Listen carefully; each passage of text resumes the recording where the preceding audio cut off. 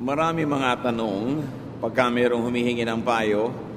Kung tutuusin mo, ang talagang general question nila is, how can I make good and godly decisions?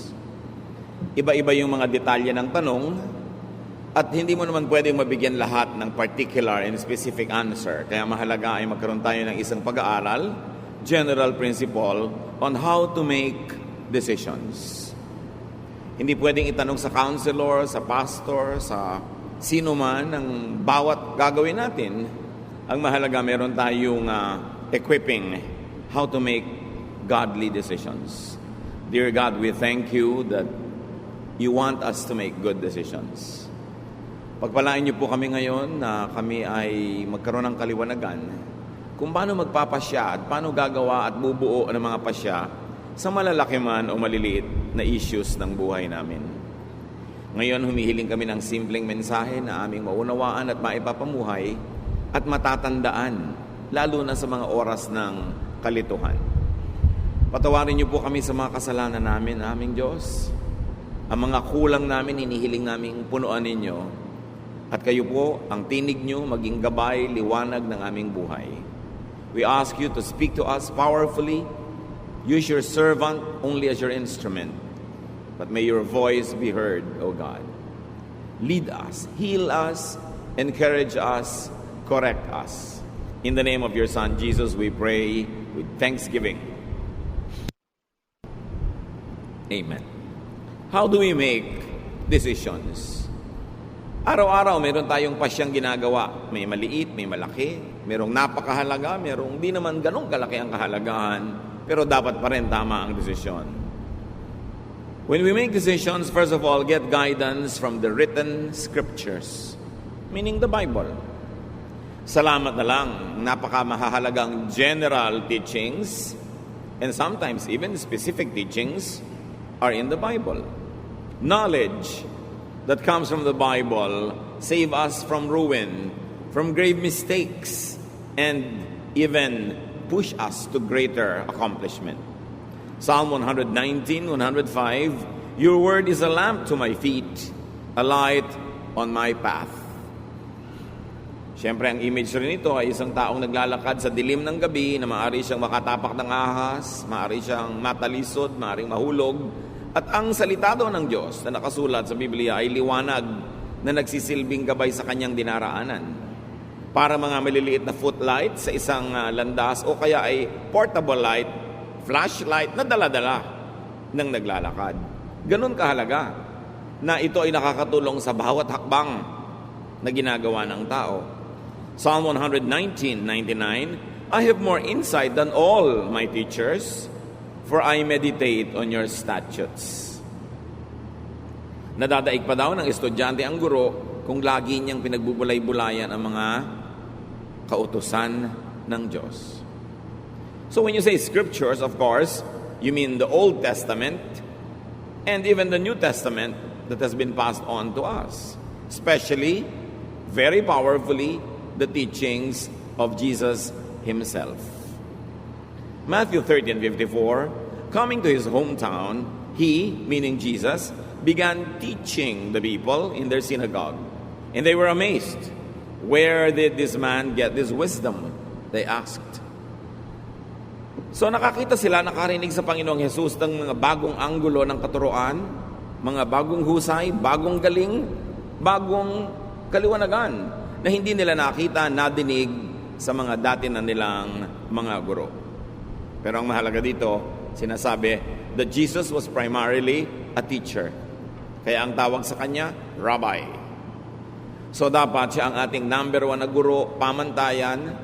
Sinusukat natin yung mga nadidinig natin at nalalaman sa Old Testament, maging sa New Testament, sa pamantayan ng greatest teacher, the Lord Jesus Christ. So we get guidance from the written word. Dapat dala-dala mo ang Biblia mo, sa ulado mo, nasa computer mo, at para nananariwa sa iyong alaala ang mga principles, teachings, commands, promises, and the stories in the Bible, models of whom we should follow, models that we should not follow. At pagbuo ang ating pagkakaunawa dito, malaki na ang pagkakataon na tama ang magiging desisyon natin. Alam natin kung sinong hindi dapat tularan, sinong dapat tularan. Alam natin kung ano ang mga pamantayan na ibinigay sa atin. Napakahalaga nung nakasulat. At dahil nakasulat, hindi na napapalitan, kaya hindi pa bago-bago. Pwedeng asahan. Bukod dyan, you get guidance from the spiritual scriptures. Bansag ko lang yon na spiritual scripture. Ibig sabihin, yung salita ng Diyos, utos ng Diyos na hindi nakasulat. Like revelation by the Spirit. Guidance, ideas in the realm of thought. Pwede ka magbukas ng pahina ng Biblia para humanap ng guidance. At pwede din ipikit mo ang iyong mata, patahimikin mo ang iyong puso, magbulay-bulay ka, at marinig mo yung munting tinig ng Diyos na kumakausap sa iyong espiritu. Acts 8:29, the Spirit told Philip, go to the chariot and stay near it. In other words, hindi naman si Philip ang nag-isip na pupunta siya doon sa taong ito na nakasakay sa isang karwahe para niya turuan ang salita ng Diyos. Ang Espiritu ng Diyos ang nag-udyok sa kanya. Kung paano niya ito nadinig? Sound waves ba to? Thought waves ba? Hindi sinabi sa atin. Pero, nakuha niya yung mensahe at sinunod niya. So, these so-called spiritual scriptures are not written, but they could be given in conscious thought. Paggising ka, mulat o nag-iisip, they come in inspiration, realization, enlightenment, kaliwanagan. Ibang iniisip-isip mo, binubulay-bulay, tapos biglang nalaman mo. Biglang nagagap mo, nakuha mo yung ideya, kaiisip mo. Conscious. Acts 13:4, the two of them, sent on their way by the Holy Spirit, went down to Seleucia and sailed from there to Cyprus. So maaaring gusto mong pumunta doon pero nakasara ang pinto. Gusto mong gawin yon pero hindi pwede. Napag-isip-isip mo, ayaw ipagawa sa akin ng Diyos. So sa pag-iisip, sa pagbubulay-bulay, sa pananalangin, nahahayag sa iyo ang kalooban na hindi naman nakasulat sa Biblia. Kasi alam nga namang lahat ng gagawin mo, hanapan mo ng nakasulat. Ano kayang iluluto kong putahe ngayon? Anong kulay ang isusuot kong damit bukas? Sinong pakakasalan ko? Bibili ba ako ng bahay o hindi? Anong negosyo ang maganda? Wala ka naman makikitang exact verse na para sa'yo.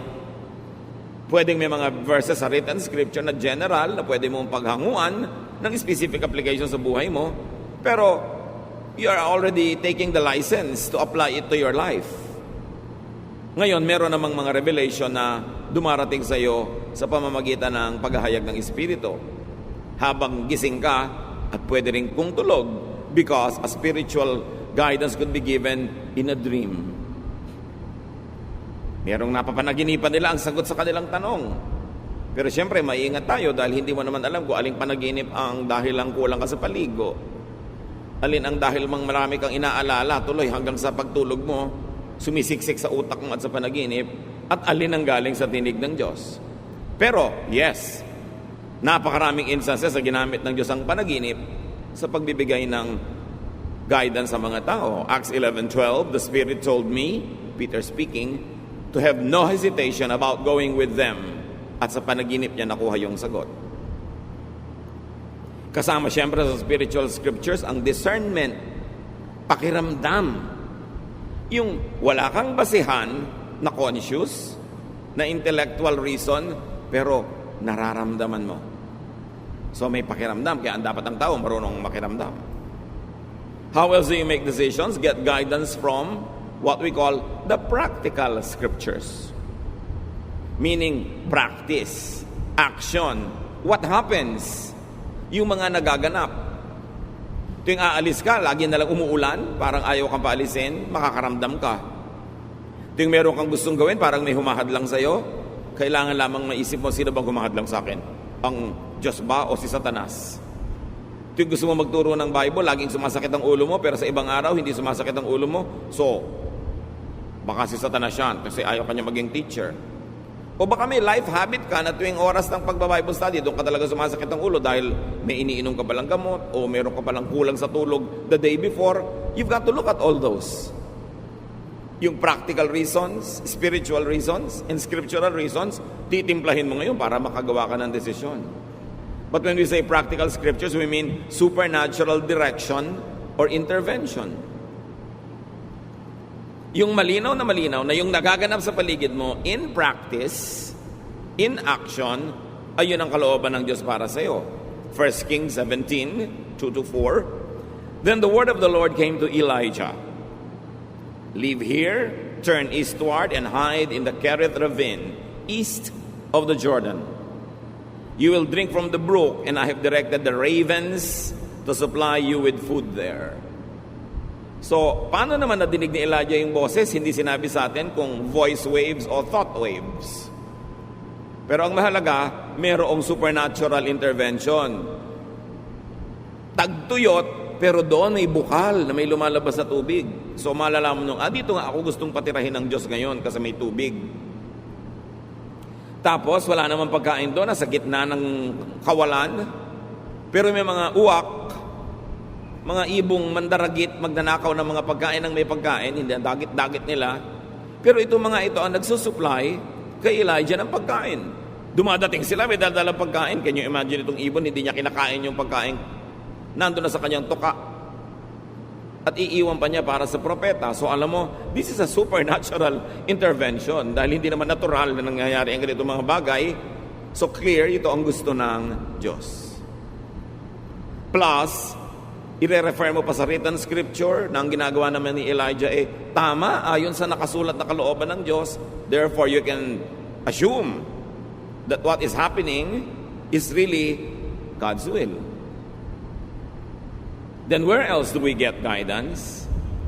We get guidance from the common scriptures.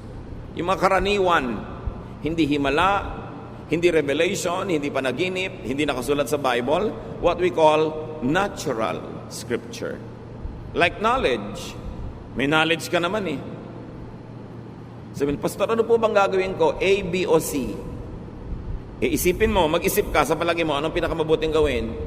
Nung inisip-isip ko po, B. Di yun ang gawin mo, kaya ka nga may isip. Lalong-lalo kung hindi mo mahanapan ng scripture na ilalapat, na written scripture.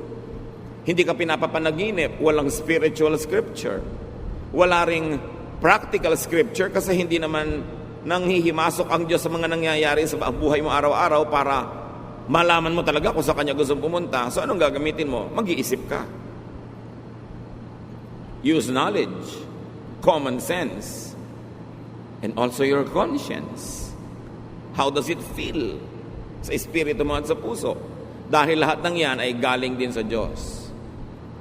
Yung knowledge, common sense, conscience, galing sa Diyos. Pero, pwede rin niyang mabaluktot, madaya ng ating kaaway na spiritual. Kaya hindi lang basta konsyensya ang pinapakinggan, ito ba'y konsyensyang nakababad sa salita ng Diyos? Konsyensyang masunurin sa kalooban ng Diyos. Therefore, ito'y konsyensyang magiging sensitibo sa mali at sa tama. Kasi hindi siya gasgas. Hindi siya puro kalyo na wala nang maramdaman. Kasi may mga konsyensyang wala nang maramdaman. Hindi ibig sabihin walang dapat maramdaman, kundi nawala na ng pakiramdam. Dahil hindi pinapakinggan yung konsyensya. Pero yes, kasama pa rin yan sa pagtimpla natin ng desisyon. How does it feel? What do you think of it? What does the Bible say? Ano ang nakikita mong mga nangyayari sa paligid? Pinagsasama-sama. Pero meron talagang salita ang Diyos na hindi nakasulat sa papel, sa computer, hindi nakauka sa bato, nasa puso ng tao. Kaya kasama ang puso sa pagtitimbang ng mga bagay-bagay. Romans 2:15, this proves that a conscience is like a law written in the human heart, and it will show whether we are forgiven or condemned. So yun daw budhi, yung bait, yung konsyensya, ay tulad din ng batas ng Diyos na sa puso naman isinulat. So kasama rin yun. Ano ang sinasabi ng aking puso? Ano ang sinasabi ng nakasulat na verses? Ano ang sinasabi ng mga pangyayari sa paligid? Ano ang sinasabi ng aking mga panaginip? Ano ang sinasabi ng karunungan ng mga taong nakapaligid sa akin, lalo na mga makadiyos na tagapayo? Pinaglalakip-lakip natin yan bago tayo gumawa ng mahalagang desisyon. Get guidance from common sense, from knowledge, from experience. Dahil yan ay pagpapala din sa atin ng Diyos. Halimbawa, ang mga Hudyo, ang mga unang naging Kristiyano, hindi naging malinaw sa kanila agad-agad kung ang mga kaugalian nila at katuruan ng pagkahudyo ay itutuloy pa nila ngayong sila'y Kristiyano na. Pero may mga ibang uri pa ng tao na naging Kristiyano, mga Hentil, Gentiles, non-Jews. In other words, yung cultural baggage ng mga Jew, hindi cultural baggage ng mga Gentile. Halimbawa, Jewish men, Jewish boys always had to be circumcised. Gentile boys were not required. Jewish people were required to eat this and not to eat these types of food. The Gentile people were required by other dietary traditions. May ibang kaugalian at may ibang mga kinasanayan ng mga Jews at Gentiles. Eto ngayon, paano nung naging Christian na ang mga Gentile? Automatically, yung mga Jews na naging Christian, itinutuloy pa nila yung traditions nila kasi Jews sila. Pero yun bang Gentile na naging Christian, pasusunurin din nila sa mga batas na nakasulat sa scriptures ng mga Jew, lalo't Old Testament. Meron ng New, the Lord Jesus Christ. Pinagtalo-talunan yan ng mga theologians at napagkasundo nila ito. Acts 15:10. Now then, why do you try to test God? By putting on the necks of Gentiles a yoke that neither we nor our ancestors have been able to bear. So sabi nitong matalinong tao, bakit natin gagalitin ang Diyos? Susubukin ang Diyos. Sa pamamagitan ng paggigiit natin, pagpipilit, na yung mga napakahihirap natin mga batas at tradisyon na tayo nga hindi natin masunod at hindi rin nasunod ng mga ninuno natin, ipapamana natin at ililipat at pipilitin pang sundin ng mga Gentiles sa naging Christian. Hindi pa ba sapat na maging Christian na lang sila? Huwag na silang gawing Hudyo. At ang napagkasundoan, yes, huwag na nga. Maliban na lang sa tatlong mga bagay na ito at binanggit nila yon. Pero ang kahulugan ng napaka-importante, ginawa nilang user-friendly ang Christianity to the Gentiles. Yung mga hirap na pagsunod sa mga batas ng pagiging Hudyo, di na nila iginiit na sundin din ng mga Gentiles. In other words, sa pagtuturo nila sa mga Gentile Christians, may mga nakasulat sa written scripture sa Old Testament na nasa tradisyon nila na hindi na nila ipinilit pa na sundin din ng mga Gentiles. So what do we see the new church in Jerusalem doing? They discarded what was outdated, irrelevant, and undoable to the Gentile. So pwede ka na maging Christian na hindi ka nagpapacircumcise. Hinayaan na nila yung mga Gentiles sa kainin yung mga dati nilang kinakain, except sabi nila, huwag kayong kakain ng mga karning, yung dugo ng dumpa. Yun ang isa nilang mga iginiit. 3 lang yung pinilit nila, yung isa huwag na mamuhay sa immoralidad, etc. Pero kung tutuusin, by very strict Jewish standards, binebreak nila ang Old Testament, di ba? Dahil hindi na nila ipinapasunod sa mga Gentile believers. Pero pinagana nila ang utak nila, ang practical teaching, common sense, tinignan nila yung convenience ng mga mananampalatayang Gentile at nagpasya silang, oo nga, tayo na lang mga Jewish Christians ang magpatuloy ng Jewish traditions while we are Christians. But the Gentiles need not become Jews just so that they could be saved. So, in a manner of speaking, the apostles were discarding a lot of written scripture in favor of the unwritten one. Common sense, knowledge, conscience, and kindness to the new believer. Hindi sila nagpakamatay, pumatay, at nanggera para igiit yung written scripture na sa culture and lifestyle of the new believers, wala namang ugat, walang pinag-ugatan, hindi kakapit, at wala namang kahulugan. Yun na lang pinakakonte ang itinira nila para yung mga Kristiyanong Gentile hindi na sila mabigatan tulad ng bigat na dinala ng Israel na sila na rin ang umaaming di naman nila na kayang dalhin. Saan pa tayo kukuha ng mga basihan ng pagde-decide? Among the common scriptures, nature. Kailangan marunong ka ring makinig sa nature dahil Diyos ang lumikha niyan. Luke 12:54, He said to the crowd, "When you see a cloud rising in the west, immediately you say, it's going to rain, and it does." Yan ang sabi ng Panginoon. Pag nakakita kayo ng senyales sa himpapawirin na may ganitong uri ng ulap, alam niyo uulan at uulan nga. So ibig sabihin, kung nagbabala kayong mamangka, magbiyahe, maglakbay, huwag nyo na ituloy kasi uulan. Or ituloy nyo pero maghanda kayo na mababasa kayo sa daan. So, Pastor, ikakasal po ako, gusto ko maging June bride. Gusto ko po garden wedding. Iha, tag-ulan. Ano ba ang trahe de boda mo? Kapote? Hindi po, yung may mahaba pang ang buntot. Kakalad ka rin may putik dahil gusto mo garden. Ipag-pray po natin, di po ba mabait si Lord? Ikaw mag-pray mag-isa mo. Tag-ulan, hindi ko sasabihin sa Diyos na huwag niyang paulanin kasi tag-ulan eh. So kahit anong dasal ang gawin mo, ano yung faith mo at binaha yung kasal mo, huwag ka magtampo sa Diyos because you must listen to nature. God is the author of nature. Kahit ka pastor, kahit ka banal, sumakay ka sa barkong sira, lumubog, mamamatay ka. Hindi na dadaan sa kabanalan yung lulutang ka sa tubig. Dahil sabi ng gravity at ng law of buoyancy, lulubog ka. When your weight is greater than the weight of the water that your body displaces. So, lulubog ka.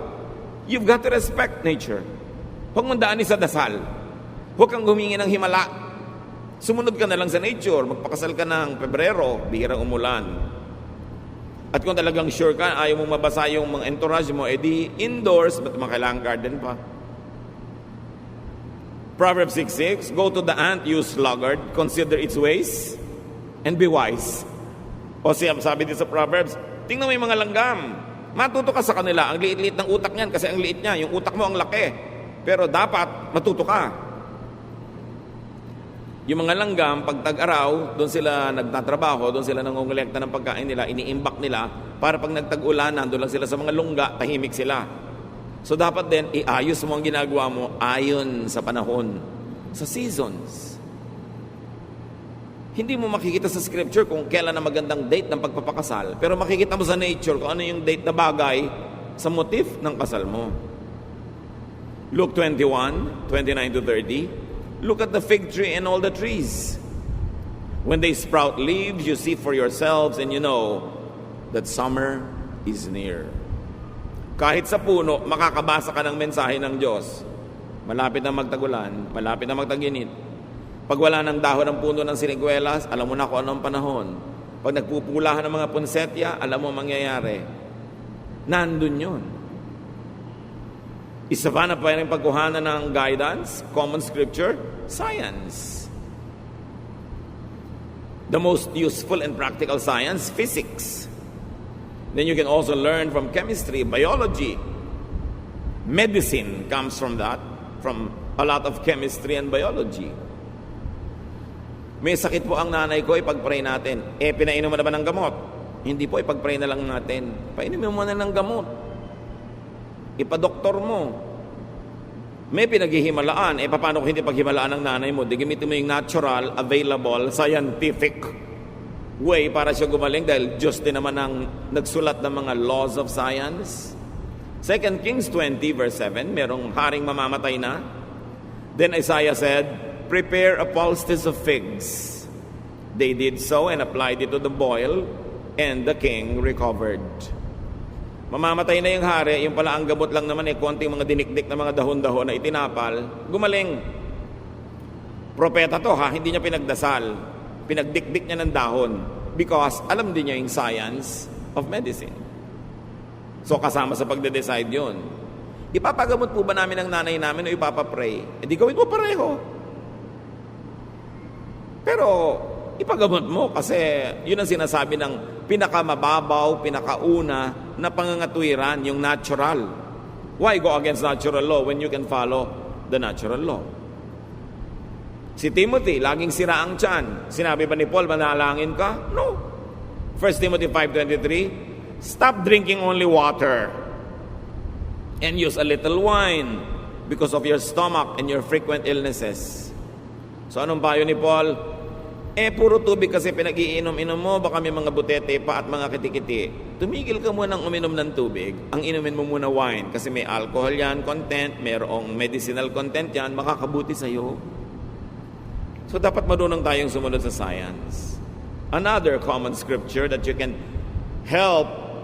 ask you to help make you a decision is your heritage. Kaugalian, tradisyon, na maraming mga bagong born again Christians gusto agad itapon lahat ng tradisyon. Parang wala namang matututunan mula doon. Ang tagal-tagal bago nabuo ng ating mga ninuno ang kanilang mga kaugalian, trial and error through hundreds, maybe thousands of years. Surely may pakinabang ka dyan. Job 8:8-10. Ask the former generation and find out what their ancestors learned. For we were born only yesterday and know nothing, and our days on earth are but a shadow. Will they not instruct you and tell you? Will they not bring forth words from their understanding? So ano ang payo kay Job? Hindi mo naiintindihan ang nagaganap sa buhay mo? Hindi mo alam ang sagot sa mga tanong mo? Ba't di mo tanongin ang iyong mga ninuno? Para malaman mo. Kung ano yung nalaman na nila noon pa at alam na nila, para huwag ka nang mapagod na mag-aral pa ngayon. Papunta ka pa lang, pabalik na sila. At yun ang halaga ng payo ng matatanda. 20 anyos ka, may kausap kang 80 anyos. Imagine, 4 times na buhay mo na yung naibuhay niya. Surely may maituturo siya sa'yo. Kailangan pahalagahan mo yon. Sabi niya, pag tinanong nyo ba yung mga ninuno nyo, hindi ba sasagutin kayo? Paano ka naman po tatanungin namatay na? Yun nga di, alalahanin mo ang kanilang mga kasabihan, ang kanilang mga kawikaan na binuo nila dahil observant sila sa laws of God, laws of nature, the laws of conscience, the laws of society. Nakabuo sila ng mga kasabihan. Pag sinabing putik din lang at putik, tawirin at nang malapit. Ano yon? Huwag ka na magpa-arte-arte, dumiretso ka na ng madali at matapos. Pag sinabing ang naglalakad ng matulin, kung matinik ay malalim. Hindi na maintindihan ng mga tao ngayon kasi lagi silang naka-sapatos o tsinelas. Pero nung araw, nakayapa ka mga tao, mas mabilis ka maglakad. Pag nakatapa ka ng tinik, mas malalim ang baon. Kaya sabi, pag naglalakad ng marahan, kung matinik ay mababaw. Ibig sabihin, kung dahan-dahan ka, hindi ka pa dalos-dalos, magkamali ka man, konti lang. Bakit nakakalimutan natin yung mga proverbs, mga kawikaan, mga salawikain? Ang tagal-tagal bago yun nabuo ng mga ninuno natin. Kaya mahalaga, may connection ka sa past. Nakikinig ka sa matatanda. Pagka ayaw ng lola mo sa nanliligaw sa'yo, 99% tama ang lola mo.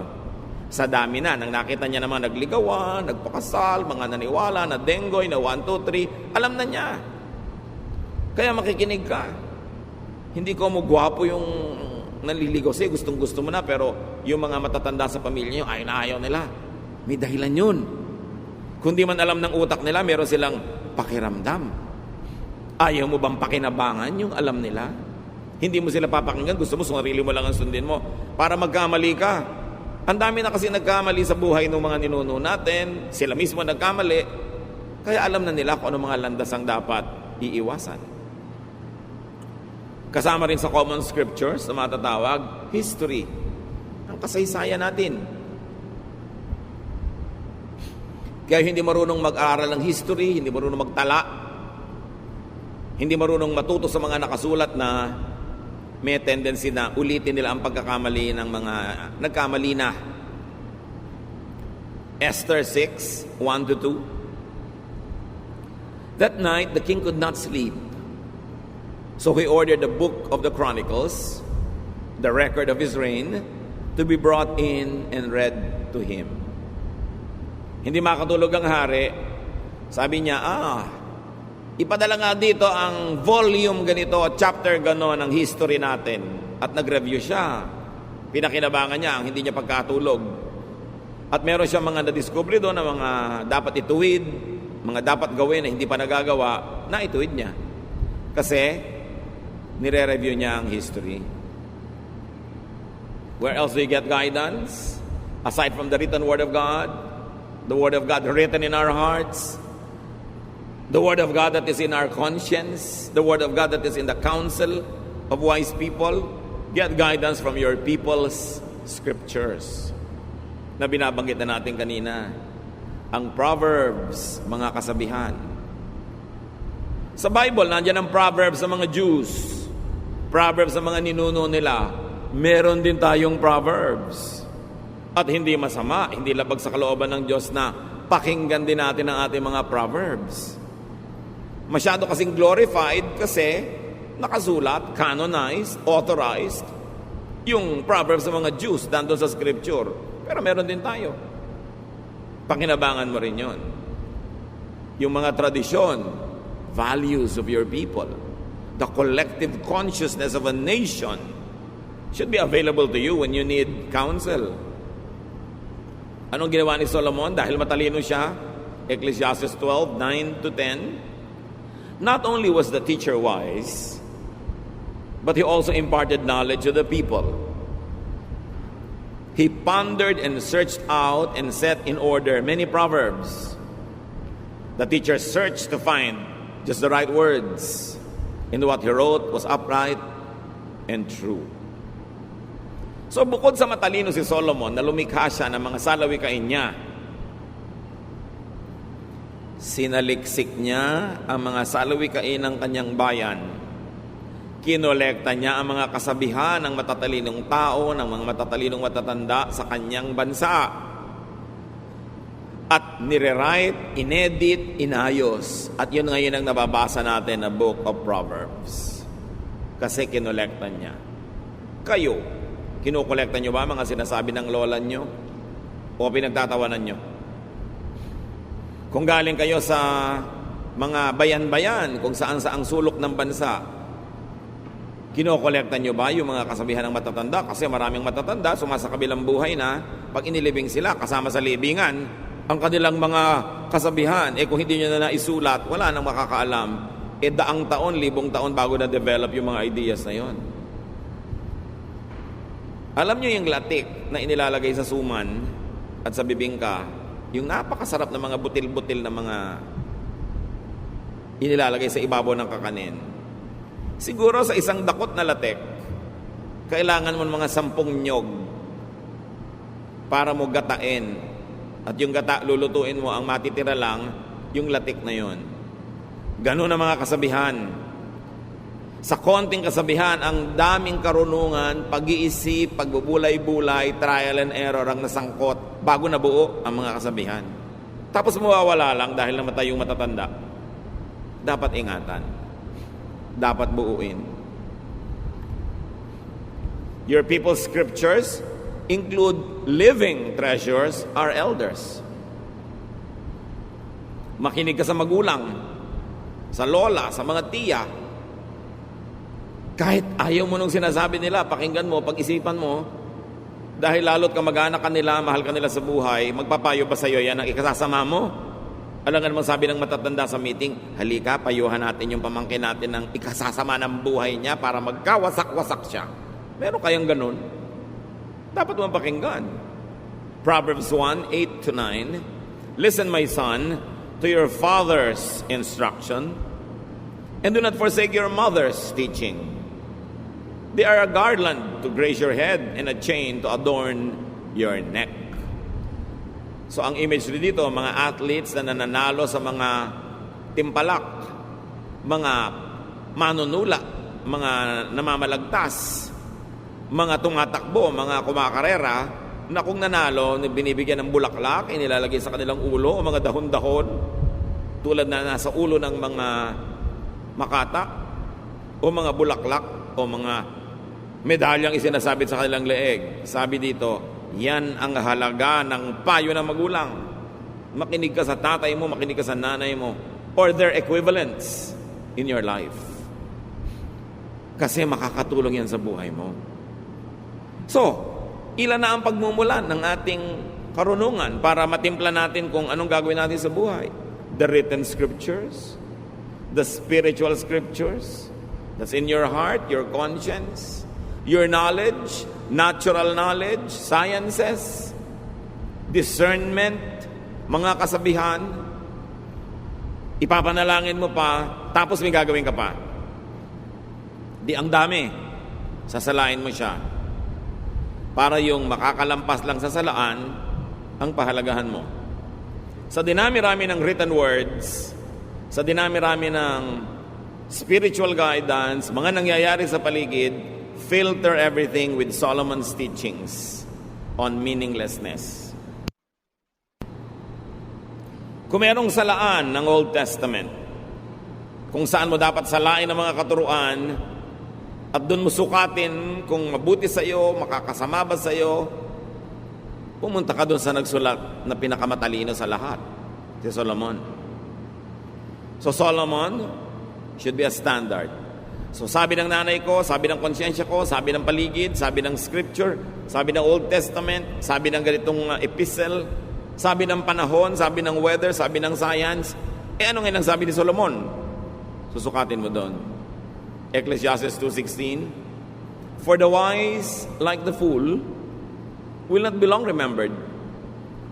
The days have already come when both have been forgotten. Like the fool, the wise too must die. So nakakamatayan din lahat ng tao, matalino't hindi. So sabi ni Solomon, anong mahalaga sa buhay? Ecclesiastes 3:12, I know that the best thing we can do is to always enjoy life. So ito sabi ng panaginip mo, ito sabi ng verse, ito sabi ng matatanda. Ngayon, ang ending is, sabi mo, nakaka-enjoy ba sa buhay itong gagawin kong desisyon? Kasi sabi ni Solomon na pinagkalooban ng Diyos ang pinakamataas na talino, dapat enjoy ka. Nagpakabayani ka, nagtanim ka, hindi ka nagtanim, nagpakatalino ka, hindi ka nagpakatalino, mamamatay di kayo lahat. Sabi ni Solomon, pare-pareho lang kayo mabubulok. Therefore, pahalagahan mo ang buhay. Dapat mahalaga bawat sandali, mahalaga bawat yugto, at dapat nag-enjoy ka sa ginagawa mo.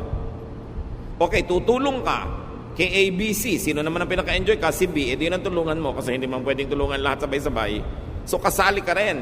Dapat meron ka enjoyment. So itatanong mo sa buhay mo, enjoyable ba? Okay, balik tayo kay June Bride. December pa lang, pinaplano niya yung June wedding. Pero tag-ulan, tag-bagyo, itatanong mo na sa sarili mo, mag-i-enjoy ba ako mula Enero hanggang Mayo na isip kung baka bumagyo sa wedding day ko? Anong obvious answer? Hindi ka mag-i-enjoy kasi mag-aalala ka. Therefore, wag na lang June. Nakakuha ka ng payo, sinala mo kay Solomon. Okay, ang gwapo-gwapo nito nanliligaw sa akin pero ubod ng tamad. Pero pag niyayakap niya ako, nakakalimutan ko na ang lahat. Pero ang point, mag-enjoy ka ba nakasama mo buong buhay ang batugan na yan?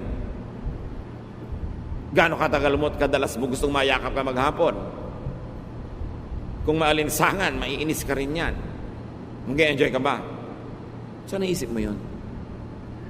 May mga magtatanong, saang church po kaya ako mag-a-attend? Doon sa very conservative, sa hindi conservative, sa gitna. Saan ka mag-enjoy? Ano bang pagkatao mo? Gusto mo ba yung masayang tugtog o yung mabagal na tugtog? Gusto mo ba yung kada kibot ng buhay mo, kinokontrol ka ng leader o binibigyan ka ng laya? Alin ba? Saan ka? Saan ka mag-enjoy? Kasi pare-pareho naman Bible yung pinagbabasihan ng turo. Pare-pareho rin kaligtasan dahil sa dugo ni Jesus. Saan ka enjoy? Dapat kasama yun sa decision. At hindi lang yon, dalawa ang filter. So enjoy ka na. Kala mo pwede ka namang gumawa ng ganong desisyon. May isa pang salaan. Filter everything that's left with Jesus' new commandment on love. Nakakalito ang daming commandment. 10 commandments, 613 misvots or additional commandments and regulations in the Old Testament. So 623 na yon. Nagdagdag pa yung mga disciples at mga apostles. May mga apostle pa na yung ayaw makinig sa kanila. Gusto nilang paulanan ng apoy, etc. etc. So, sisalain mo uli. John 13:34 to 35. But I am giving you a new command. You must love each other, just as I have loved you. So, isinet aside ng Panginoong Jesus ang lahat ng commands. 10 commandments, 613 laws and misvots, traditions, regulations. At sabi niya, eto ang kaisa-isang command na iiwan ko sa inyo. Love. Love each other. People will know that you are my disciples if you are loving. So ngayon, may decision ka na. O sige na nga, December na lang ako magpapakasal. May pangalawa pang tanong, is it loving? Magiging mabuti ka ba sa pakakasalan mo? Makakasagabal ba yung wedding mo sa kanilang Christmas traditions ng lahi nila? Mabuti ba na gawin yun sa ganung panahon? Magiging maibigin ka ba to everyone involved? Pag sabi mong yes, it will be very loving to them, then go ahead. Pero pag sabi mong teka, hindi, magiging malupit sa iba. Pinipilit ko lang, pero actually may magsasuffer. Then you know how to decide. So pag na-factor mo na lahat yung pinag-usapan natin, sasalain mo kay Solomon, is it enjoyable? At sasalain mo kay Jesus, is it loving? Is it considerate? Is it kind? Then you will know where to stand. John 9:14 to 16. The day when Jesus made the mud and healed the man was a Sabbath. So the people took the man to the Pharisees. They asked him how he was able to see, and he answered, Jesus made some mud and smeared it on his eyes. Then after I washed it off, I could see. Some of the Pharisees said, this man doesn't come from God. If he did, he would not break the law of the Sabbath. Others asked, how could someone who is a sinner work such a miracle? Since the Pharisees could not agree among themselves, etc., etc. Ano yung issue? May written law. Di ba doon tayo kukuha ng guidance sa written law, written scripture? Walang magtatrabaho sa Sabbath. Pero merong bulag. Ang tagal na niyang bulag, ayaw na ng Panginoong manatili pa siyang bulag kahit sang araw lang. Kaya nung kumonsulta sa kanya, Sabbath, ipagpapabukas pa ba ng Panginoon? Hindi. Gumawa siya ng putik, tinapal niya sa mata, nakakita yung mata, kumalat ang balita, nagtrabaho si Jesus ay Sabbath. He broke the law. He broke the written scripture. Pero bakit pwedeng gawin ni Jesus? Kasi ang nangibabaw yung bagong scripture niya, the commandment of love. Alam niyo ba na maraming relihiyosong tao malupit sa kapwa-tao, lalo sa kapwa-believer, kasi ang pinanghahawakan lang niya, written word. Sabi ng verse na ganito, batuhin ka namin. So babatuhin nila yung babaeng caught in adultery. Pero ipinabato ba ni Jesus? No. Essentially, na-break din yung law na nagsasabing batuhin ang babaeng nagko-commit ng adultery. So again, the law of Jesus prevailed over the written law. Kaya pwede ba namin patugtugin itong lalaking ito na may hikaw? Bakit? May verse ba na nagsasabi hindi pwedeng tumugtog ang lalaking may hikaw? Pero di po ba masagwa? Tsaka sign of slavery anong araw, bla bla bla bla bla bla. Pero teka, anong sinasabi ng law of Jesus dyan? Pipigilin ba natin siya? So may pumipigil, may hindi. Depende kung anong scripture ang pinanghahawakan. Maybe scripture of church tradition against the scripture that is written, wala naman talaga nakasulat tungkol sa hikaw na yun. So, nagkakaiba-iba ng pagbasa. Pwede ko po pang payagan itong babaeng makasalanan na ito na umattend sa church? Teka, hindi ba sabi ni Jesus, I came to seek and save the lost? Lost nga yan, ba't mo pagbabawalan? Di ba, napasagwa naman para tayong konsentidor, pinapa-attend natin, blah, blah, blah, blah, blah, blah. Pwede bang sumali sa Lord's Supper ang isang makasalanan? Pagka hindi mo pinasali lahat ng makasalanan, sinong matitirang kakain dyan? Mga ipis. So, iba-iba, mga kapatid, ang attitude ng mga leaders, mga pastors sa mga churches. Kasi saan ba nakahawak? Doon lang ba sa written word, Si Jesus nga, diniscard niya yung mga written word ng Old Testament para manaig ang bagong command, the command to love. Meron din mga tradisyon sila, hindi pwedeng makihalubilo ang mga banal na tao sa mga makasalanan. Tapos ang laging kahalubilo ng Panginoon, mga makasalanan. Pero sabi ni Lord, well, I am a friend of sinners. At ang tanong ng mga religious leaders, bakit yung boss nyo, friend of sinners? Di ba dapat umiwas siya sa mga yan? Pero yun ang talagang laging kasama ng Panginoon. Maraming law sila about fasting, but the Lord hardly fasted except on one very famous occasion, yung 40 days na sinasawag. Tapos nung kinriticize siya, sabi niya, well, nandito pa ang inyong Lord, so bakit kayo magfa-fast? Mag-fast na kayo sa ibang panahon. Pag sobra ka naging technical, lagi ang pinanghawakan mo yung written verse, lalo't Old Testament pa yon, o kaya galing sa mga istriktong mga alagad ng Panginoon na mas istrikto pa kaysa kay Jesus, magiging istrikto ka rin. It's your choice. Pero sasalain mo kay Solomon, enjoy ba yan? Okay, camp ng mga kabataan, bawal mag-shorts, tag-araw, enjoy ba yan? Ang init-init. Magsuswimming ang mga young people sa beach, dapat nakapantalon, tapos papatungan mo pa ng palda, tapos naka long sleeve ka pa, at magkakapote ka pa, para walang makita ang bahagi ng katawan mo. Hindi sa bahay ka nalang maligo. So ang tanong, enjoy ba yan? Loving ba yan? Saan nakahawak ang verse? May hahawak ang verse yun, kaya pagpipilitan niya. Pero doon ka lang ba talaga kumukuha? Samantalang si Jesus, si Solomon, nagsabi na mag-adjust kayo. Sinasabi, makinig kayo sa payo ng inyong mga magulang. Lahat ba ng payo ng magulang nyo? Verse? Dahil kumukuha sila doon sa unwritten verse. Common sense, experience, tradisyon. Si Solomon, nangolekta ng mga salawikain ng mga matatanda. Yung ba mga salawikain ng bayan niya, galing sa bibig ng Diyos? Written word ba yon? No. But it came from wisdom. And wisdom comes from God. Therefore, it becomes useful. So you must contextualize. Hindi ko mo may verse, bulag mo nang ia-apply sa buhay ng iba. Samantalang yung sumulat at yung sinulatan, sila yung nag-uusap no, nakikibasa ka lang ngayon, ikaw ba yung kausap para i-apply mo agad sa buhay mo? Siyempre pwedeng i-apply yan, generally speaking, kaya nga merong saysay at may halaga sa atin. Pero kadita-detalyehan, kaliit-liitan ng sabi ni disciple na ganito, kay babaeng ganon, ikaw ba yung kausap? Kailangan ka bang sumangkot sa usapan na yon at yung buhay mo mawala ng enjoyment o mawala ng love? Kaya mahalaga sinasala kay Solomon at kay Jesus. Get what Scripture meant to and for the original recipients. Maraming utos sa Biblia, may kausap. Sabi ng Diyos kay Noah, gumawa ka ng sasakyang dagat. Siya ang kausap, hindi ikaw. May sinabi si Paul sa mga babae sa Corinth, di sundin nila, sila yung kausap. Pero ikaw ba yung babaeng tinutukoy niya? Ikaw ba yung pinagbebelo? Ikaw ba yung pinapagalitan niya? Kung hindi naman ikaw, ba't ka sasali sa usapan? So mahalaga. Pwede mo rin naman kunin yung ano ba yung universal general teaching ng usapan nila na pwede ko i-apply sa buhay ko.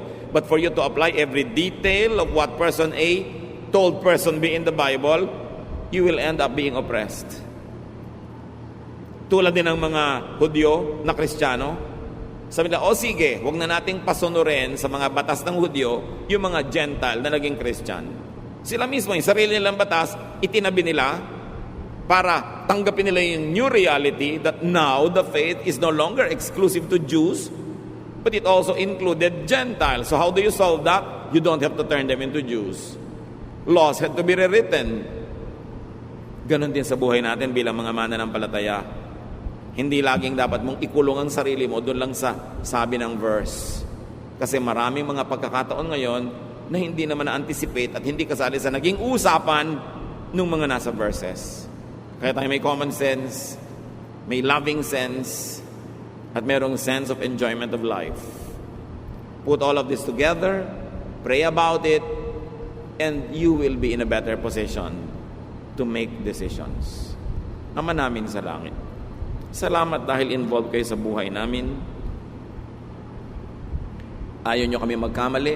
Although hindi nyo naman laging diretsahang kinakausap. So turuan nyo kami na magbase ng karunungan at mga desisyon sa iba't ibang mga pinagkukunan ng karunungan, pangunahin na yung nakasulat na scripture. But teach us also to consider and listen to the unwritten word, that which is written in our hearts, that which you give through dreams, yung nararamdaman namin at nadidiscern, yung sinasabi ng marurunong, yung idinidikta ng pagkakataon at pangangailangan, lahat ito i-consider namin, Panginoon, para kami maging marunong, mabuti, mabait sa aming kapwa. Sa ilang saglit pa ng katahimikan, pagbulay-bulayan natin ito, mga kapatid. Mahalaga to make godly decisions. Sometimes, a scripture-based decision is not always the most godly one, especially kung pinagbabasihan mo ay irrelevant na sa buhay ng iba. Nakita natin ginawa yan ng mga disipulo ng Panginoon, nakita natin ginawa yan ng mga bagong mananampalataya at ginawa ng Panginoon mismo. Is it oppressive? Does it set free? Is it kind? Think about those things. Lord, in silence, give us personal applications of what we have been discussing. Correct us if we have errors, but for everything else that is right and true and in accordance with your will, reinforce this in our hearts, in our minds. Magbulay-bulay tayo sumandali.